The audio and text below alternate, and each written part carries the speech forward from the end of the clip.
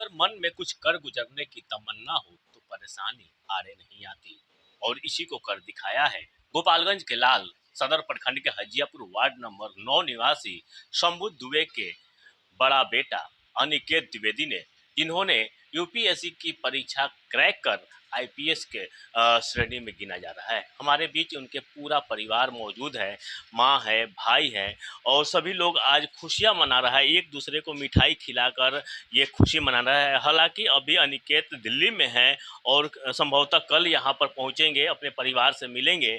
और इसके पहले मैं आपको इनके परिवार से मिला दूँ, ये उनके भाई हैं, उनकी माँ है, ठीक उनके भाई भी हैं। ये आप देख सकते हैं तस्वीर लेकर कहाँ बैठी हुई है और खुश है। और सबसे बड़ी खुशी एक बात इस चीज़ की है कि आज इनका बर्थडे भी है। ऐसे में कहीं ना कहीं दो खुशियाँ इनके घर पहुंची। सीधे हम जानते हैं कि आखिर इन्होंने इस तरह से सपना देखा था और क्या सोचा था, क्या आपको लगता था कि आपका बेटा यूपीएससी क्रैक करेगा? कुछ नहीं कहेंगे, बस इतना ही कहेंगे कि मेरे बेटा बहुत अच्छा किया। बहुत खुशी है, हमको बहुत खुशी। हाँ, हम लोग का सपना पूरा कर दिया है। क्या सपना था आपका? यही सपना था हम लोग को शुरू से कि बेटा मेरा बन जाए आईएएस। आईएएस तो नहीं बना, लेकिन आईपीएस बन गया। बहुत खुशी है।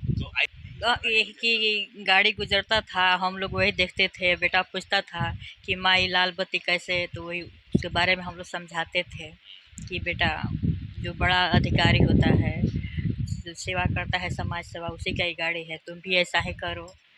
तो मन में शुरू से ठान लिया कि ठीक है, हम बहुत करेंगे। और हम लोग के बात माना। हाँ, आज करके दिखाया।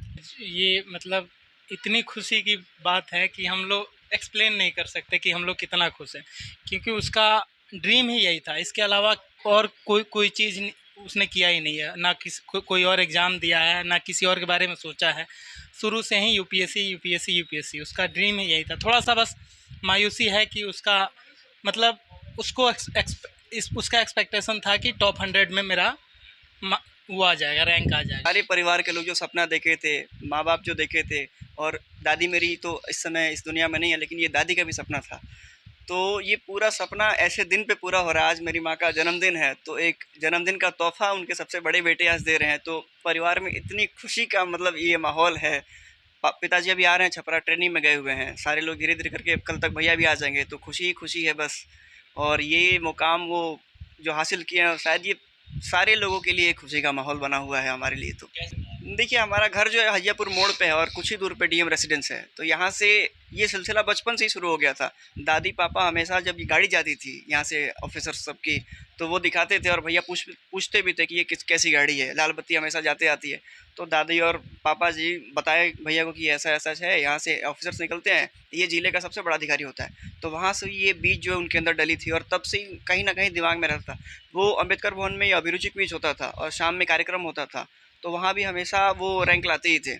तो वहाँ डीएम के हाथ से कभी कभी पुरस्कार मिलते रहना, तो उनके मन में ये आ ही गया कि अब यही चीज़ चाहिए, और लगे रहे। और ये 5वां अटैम्प्ट था आज उनके हाथ में। आईएएस नहीं, वो केंद्रीय दल गोपालगंज यहाँ से किए थे। यहाँ से करके 10वीं के बाद 2012 में वो दिल्ली चले गए। उसके बाद की सारी शिक्षा 11-12 केंद्रीय दल शालीमार बाग से किए और वहाँ से अजमेर चले गए। बीएससी बीएड 4 साल का एक कोर्स होता है, वो किए आरआई अजमेर से।